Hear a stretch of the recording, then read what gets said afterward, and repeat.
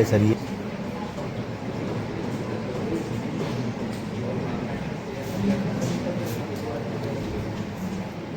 आज मैं आपको दो अल्टरनेटर को सिंक्रोनोस्कोप विधि द्वारा सिंक्रोनाइज करने की व्याख्या समझाऊंगा। पिछली कक्षा में हमने दो अल्टरनेटर को डार्क लाइन विधि से सिंक्रोनाइज करने की व्याख्या समझाया था। तो डार्क लाइन विधि का उपयोग हम क्यों करते हैं, देखो मैम आप बताइए। थैंक यू, बहुत अच्छा बताया आपने। तो आज मैं आपको दो अल्टरनेटर को सिंक्रोनोस्कोप विधि द्वारा सिंक्रोनाइज करने की व्याख्या समझाऊंगा। जिस प्रकार किसी कठिन कार्य को करने के लिए दो या दो से अधिक व्यक्तियों की आवश्यकता पड़ती है, ठीक उसी प्रकार विद्युत परिपथ में अधिक लोड बढ़ने पर हम दो अल्टरनेटर को सिंक्रोनाइज करते हैं।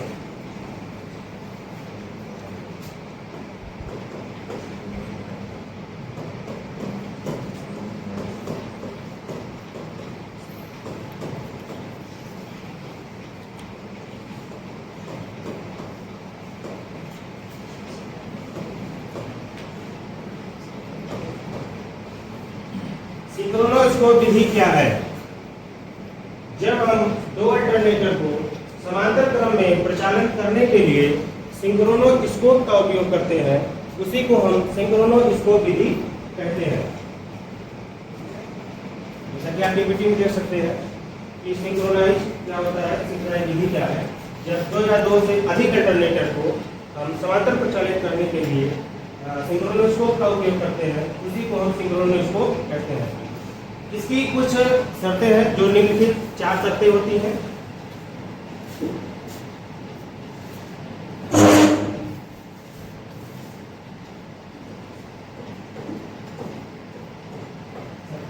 इसकी निम्नलिखित 4 शर्तें होती हैं। पहली शर्त है वोल्टेज की समानता। इनकमिंग अल्टरनेटर की वोल्टेज बस बार के वोल्टेज के समान होना चाहिए। दूसरा है फ्रीक्वेंसी की समानता। तो इनकमिंग अल्टरनेटर की फ्रीक्वेंसी जो है बस बार के फ्रीक्वेंसी के समान होना चाहिए। तीसरी शर्तें हैं कि फेज सीक्वेंस की समानता। इसमें क्या है कि इनकमिंग अल्टरनेटर की फेज जो सीक्वेंस है वो बस बार के फेज सीक्वेंस के समान होना चाहिए। चौथी शर्तें हैं कि फेज एंगल की समानता। इनकमिंग अल्टरनेटर की फेज एंगल बस बार के फेज एंगल के लगभग समान या शून्य होना चाहिए।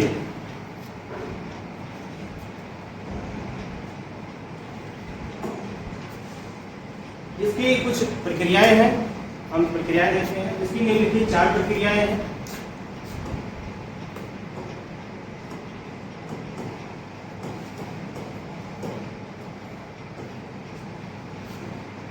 निम्नलिखित 4 प्रक्रिया है। सबसे पहले हम इनकमिंग अल्टरनेटर को चालू करें और उसके वोल्टेज को बस बार के वोल्टेज के बराबर करें। दूसरा है अल्टरनेटर स्पीड को एडजस्ट करें ताकि सिंक्रोनोस्कोप का पॉइंटर धीरे धीरे दक्षिणावर्त दिशा में मूव करे।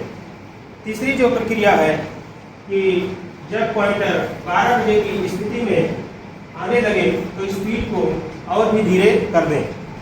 चौथी प्रक्रिया है कि जब पॉइंटर 12 बजे की स्थिति में स्थिर हो जाए तो ये सही समय है सिंक्रोनाइजिंग स्विच को ऑफ कर दें।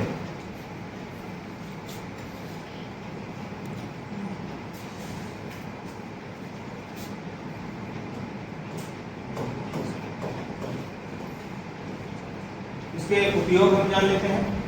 सिंक्रोनोस्कोप विधि का उपयोग दो अल्टरनेटर को समांतर क्रम में प्रचालित करने के लिए हम सिंक्रोनोस्कोप का उपयोग करते हैं। इसमें किसी को कोई डाउट? तो सिंक्रोनोस्कोप विधि क्या है, अभिलाष आप बताइए।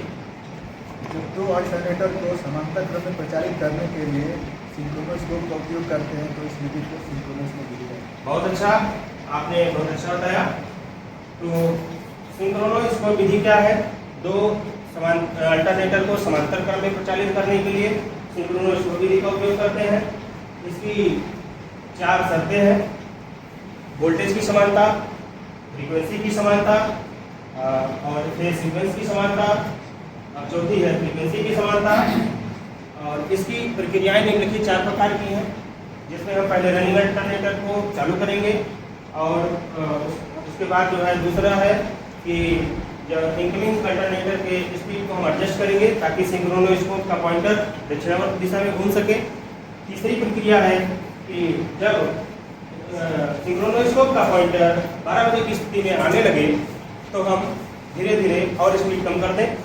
चौथी प्रक्रिया है कि जब सिंक्रोनोस्कोप का पॉइंटर 12 बजे की स्थिति में स्थिर हो जाए तो हम सिंक्रोनाइजिंग स्विच को बंद कर दें। इसका उपयोग हम 2 अल्टरनेटर को समांतर क्रम में प्रचालित करने के लिए सिंक्रोनोस्कोप विधि का उपयोग करते हैं। किसी को कोई डाउट? तो सिंक्रोनोस्कोप विधि क्या है? आप बताइए।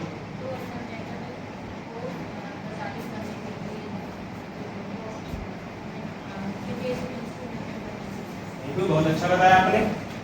तो सिंक्रोनाइज 2 अल्टरनेटर को सिंक्रोनोस्कोप विधि से कैसे सिंक्रोनाइज करते हैं? शेखर सर आप बताइए। इनकमिंग अल्टरनेटर के बराबर ही हम जो लगाते हैं और वोल्टेज सेम होना चाहिए, फेज सीक्वेंस सेम होना चाहिए, फ्रीक्वेंसी सेम होनी चाहिए। थैंक यू, बहुत अच्छा बताया आपने। तो सिंक्रोनोस्कोप विधि द्वारा सिंक्रोनाइज करने के लिए कितनी शर्तें होती हैं? अभी सर आप बताएं। 4। क्या इन्होंने सही बताया? आप मधुमेह आप बताइए। ठीक है, क्या इन्होंने सही बताया? अंशु सर आप बताइए। तो सिंक्रोनोस्कोप विधि क्या है? सर आप अभिलाष आप बताइए। 2 अल्टरनेटर को सिंक्रोनाइज करने के लिए सिंक्रोनोस्कोप का उपयोग करते हैं तो इस विधि को सिंक्रोनोस्कोप। ठीक है, सिंक्रोनोस्कोप विधि द्वारा सिंक्रोनाइज करने के लिए निम्नलिखित कितनी प्रक्रियाएं हैं? महेश जी आप बताइए। बहुत अच्छा, आपने बहुत अच्छा बताया। इसको हम चार्ट पेपर पे भी देख लेते हैं। चार्ट पेपर बताया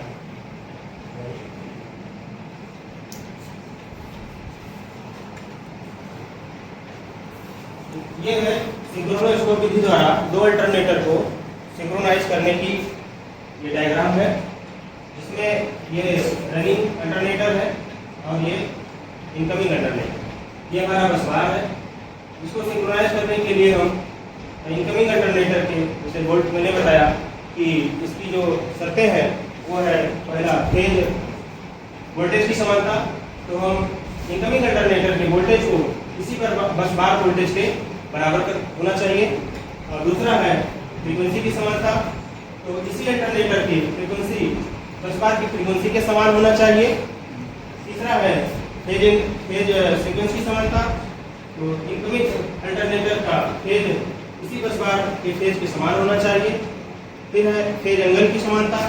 तो इनकमिंग अल्टरनेटर की फेज एंगल बस बार के फेज एंगल के समान होना चाहिए। किसी को कोई डाउट?